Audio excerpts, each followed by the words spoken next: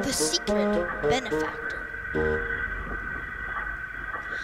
The engines awoke early one morning to find the workmen crowding around Henry. It had been a rough night for the poor engine, and now things were worse.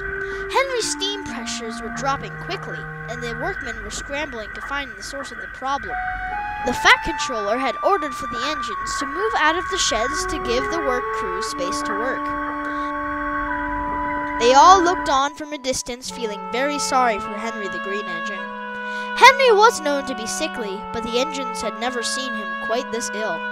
"What will happen to Henry, sir?" asked Thomas shakily. The Fat Controller looked grim. "I don't know, Thomas," said the Fat Controller. "I really don't know. We'll have to wait to see what the workmen say."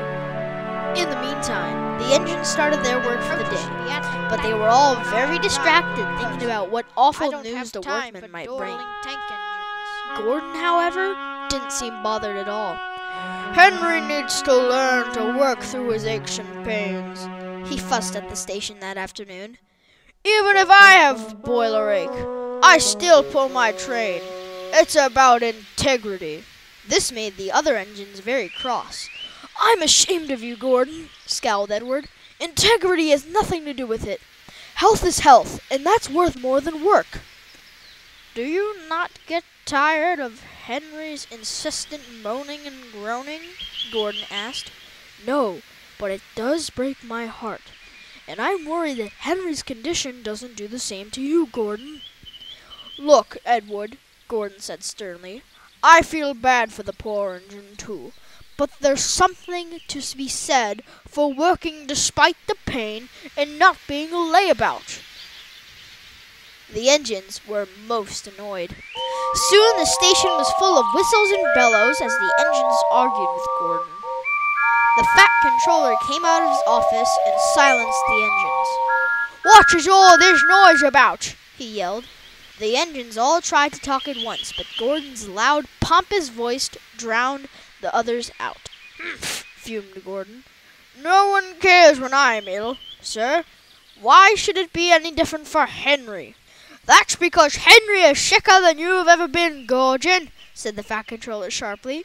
"What do you mean, sir?" Edward asked. "I just got off the telephone with the leader of the work crews. Henry has several cracked boiler tubes. It is no wonder he was leaking steam and losing his fires.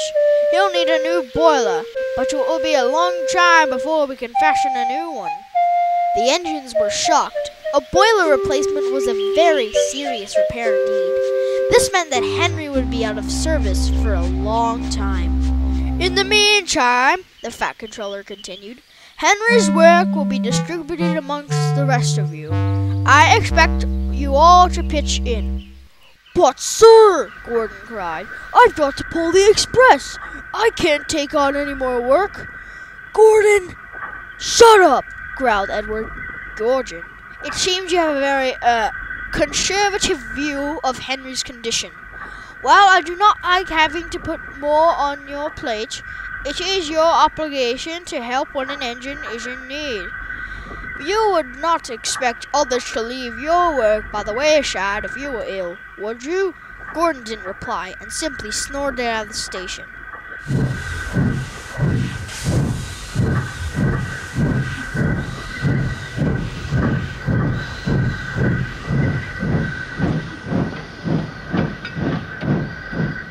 "How indignant," said Edward. The Fat Controller quite agreed.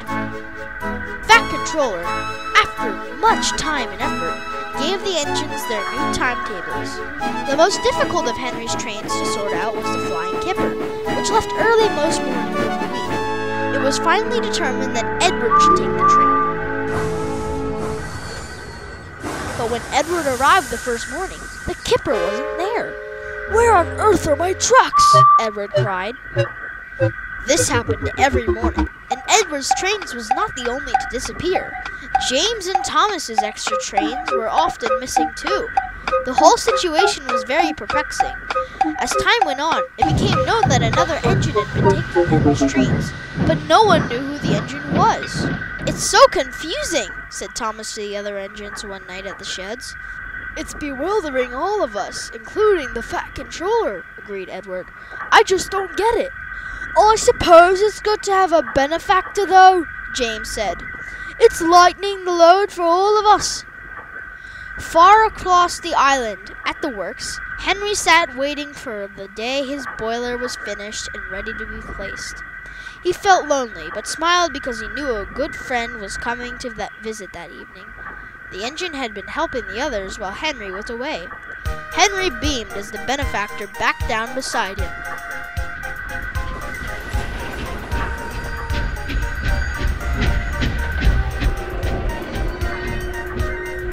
Thank you for helping out the others, Gordon, Henry said warmly. Gordon, why don't you just tell them what you're doing? I'm sure they would gladly help you out, said Henry thoughtfully. Perhaps, my dear Henry, started Gordon, but they're a lot smaller than you and I and get tired a lot easier. Especially Edward. He's getting old now and I don't want him to get sick too. The flying kipper is too much for him to handle. I agree, Henry said, but why keep them in the dark? Gordon chuckled. I've got an arrogant, pompous image to keep up, you know that. If they knew I was working behind the scenes between my trains, they wouldn't believe it. They'd keel over. Does the fat controller know? Asked Henry. Of course he does. I'd never get away with it otherwise. The two engines laughed deeply, and then Gordon set out to get ready for his next train.